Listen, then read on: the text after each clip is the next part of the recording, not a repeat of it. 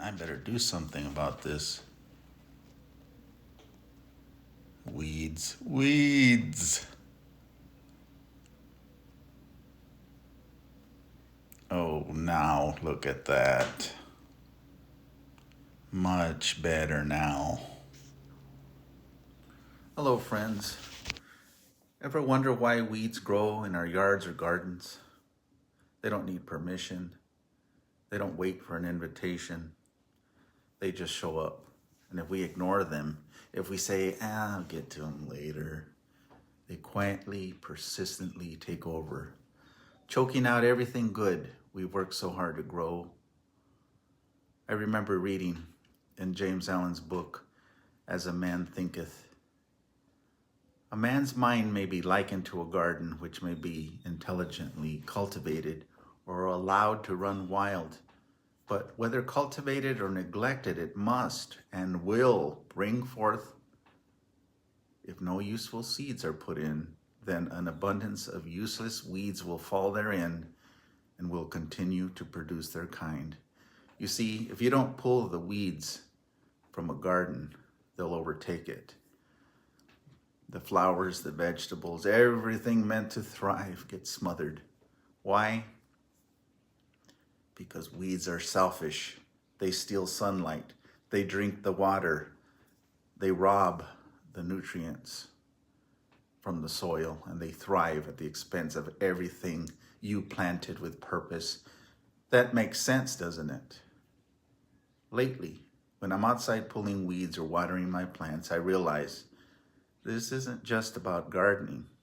This is a picture of life. My life. Your life. See, our heart-mind connection is like a garden too. And maybe without even realizing it, you let something start growing next to you. Something small.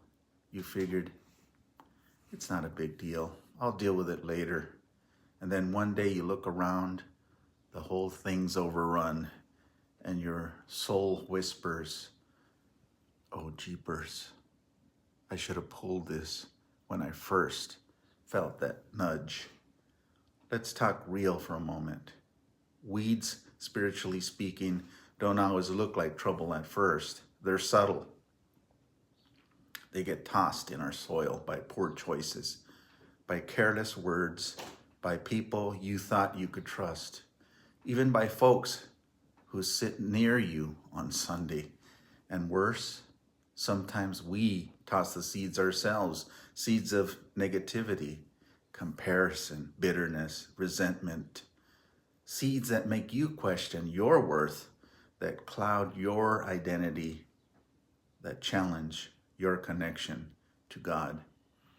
And the enemy, oh, he's not dumb. He knows just when to toss those seeds, right when your soil is soft, when you're open, when you're growing, or he finds a crack in the hardened parts of your heart and drops something in there meant to look harmless, but grow into something that strangles your joy, tending your garden, your soil. It's not glamorous. It's not easy. It takes intention. It takes time. It gets your hands dirty. You might have to get on your knees in the dirt and in prayer. You might have to say, hey, I can't pull this alone. Will you help me? Some seeds are too deep, too tangled, too painful, but they don't belong in your soil. Friend, your garden matters.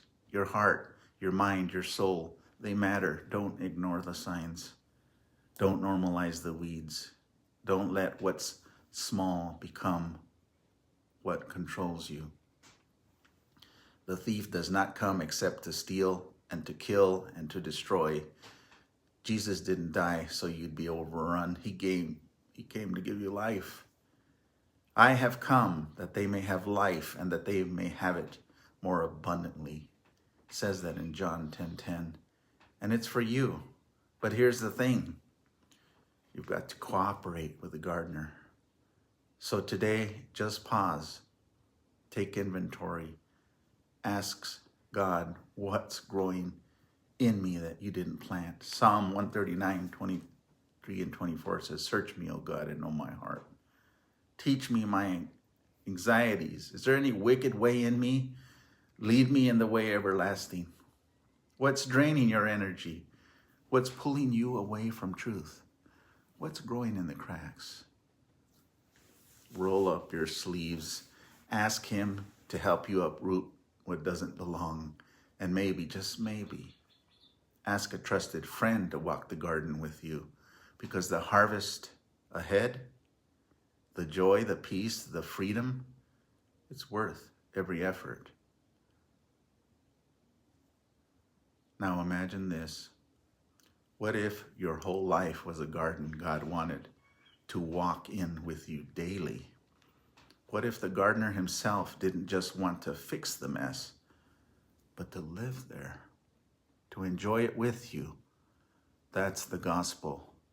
Not just about removing the weeds, it's about Jesus, the living water, coming to dwell in your soil so nothing can grow unless he says so.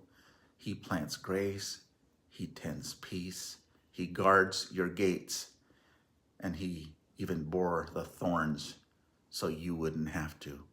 So let him in, not just to prune, but to live in your garden. Let him be your gardener, not for 10 minutes, not for an hour and a half on Sundays, for a lifetime. Let's keep growing together.